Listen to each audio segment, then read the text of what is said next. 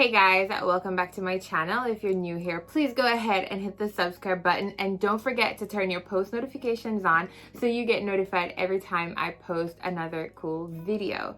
So today I'm going to be telling you guys some things that I personally really recommend to do before coming to Japan. Some things will be specific to Jamaica because I am from Jamaica, but yeah, other parts will be applicable to people from other countries. So if you're not from Jamaica, still stick around because there may be something here that is useful for you. So the first thing that I really recommend that everybody gets before coming to Japan is to get a driver's license. There are a few reasons why it's good to get one before you come here, right?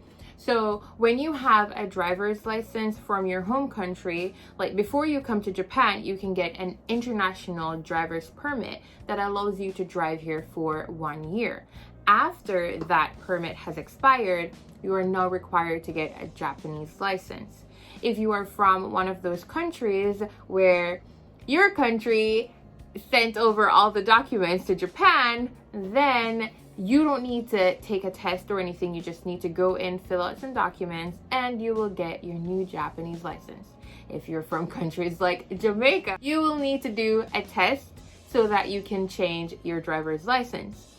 All in all, it does not cost you, it shouldn't cost you more than 50,000. And even if it does, it will not cost you more than 100,000 yen. To get a new license from the very beginning in Japan can cost you around 300,000 yen. Now, you don't want to do that because guess what? You want to keep your money, okay? So don't be out here wasting your money. Get your license before you come to Japan. Now, there are a few things that you should know about getting your license before you come to Japan.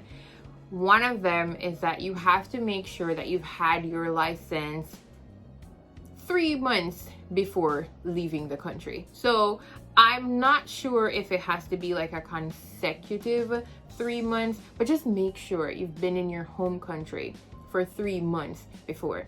Also, make sure that you can prove that you've been in your country for at least 3 months after you've gotten your license, because those are things that they are going to ask you for. No, having your driver's license in your home country before coming to Japan will allow you to get some much needed driving experience.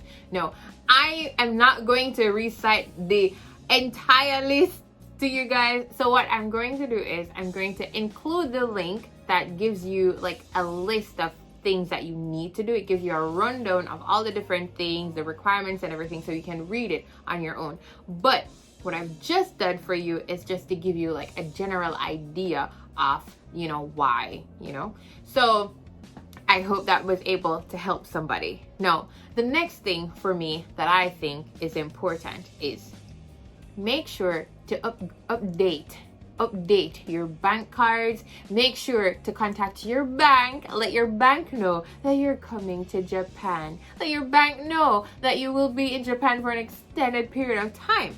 Because what has happened to some of my friends is that they tried to use their cards without letting their banks know that they're going to Japan, and they got locked out. So their cards got locked and they had to be reissued a new card, right? Now, here's the thing about not updating some of your cards. They have expiration dates, and you don't want to end up with a card that's gonna expire really soon, because not every country allows for cards. Well, not every bank, allows for cards to be mailed to another country, right? So you want to make sure that you update your cards so that they have use to you for however long until you can go back to the bank and get a new card. You also want to make sure that all your identifications are up to date. You don't want to be in a foreign country with IDs that are about to expire. Do not do that. It will cost you so much time and money.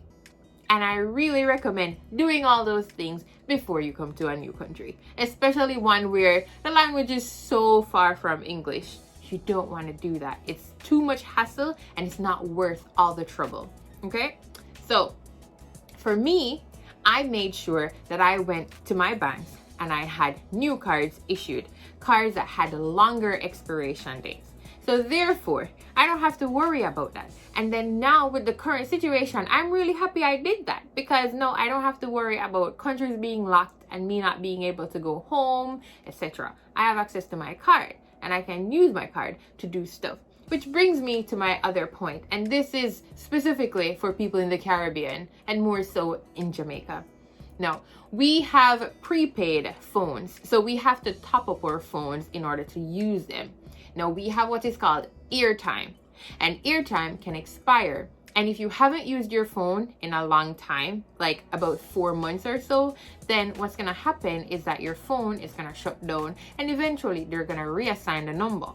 Now, what I do is every 3 months, I go in and I top up my phone. I put money on my phone so that the airtime doesn't expire, and so I don't go too long without putting money on my card, putting money on the phone, and so I don't run the risk of having my phone deactivated, right? I do that through my bank, Scotia, and I get to do that because I have access to my information. So this is why I say, people, make sure you have access to your cards so that you can do simple stuff like that, right? Okay, so now moving on to general information for everybody. Okay, so a lot of people, when they're coming here, they like to pack up a lot of clothes. They like to bring a lot of clothes with them. Don't do it. It's a trap. Do not do it. The thing is, Japan has a lot of cheap clothes store, right? So you're gonna pay all that money to bring your suitcases. You're gonna waste a suitcase space. You're gonna come here and you're gonna be like, oh, they have clothes and the clothes are so cheap. Oh, you know, I wish I hadn't. Because bruh, I brought so many things. I brought so much clothes and I really wish I hadn't, because Japan has nice cheap clothes. No, I wish I had used the space in my suitcase to bring more seasoning, because I brought seasoning and I brought a lot of toiletries, right? So that's another thing. Use the space you save from clothes for toiletries and seasonings, snacks from your home. What that does is it allows you to slowly integrate into using Japanese products. You don't want to just bring a small amount and then come here and realize, oh, you don't like this, or you haven't had enough time to discover what different products they have. So for me, I was mad extra with everything. So I brought 1 year's supply of toiletries, and I bought a couple months supply of seasonings, and I brought some snacks with me. The snacks will help you to, when you feel kind of nostalgic, so when you're missing home a little bit, you eat the snacks, you feel better. The seasonings will help you until you've gotten used to the Japanese food, right? So it took me a while to get used to Japanese foods, and I had to get used to the taste of stuff. But luckily, I had brought stuff with me that would tide me over until I was okay. My toiletries, they lasted me a really long time. I actually still have some stuff left, and it's been a while since I've been here. I'm just happy I brought stuff that doesn't go bad. They don't expire.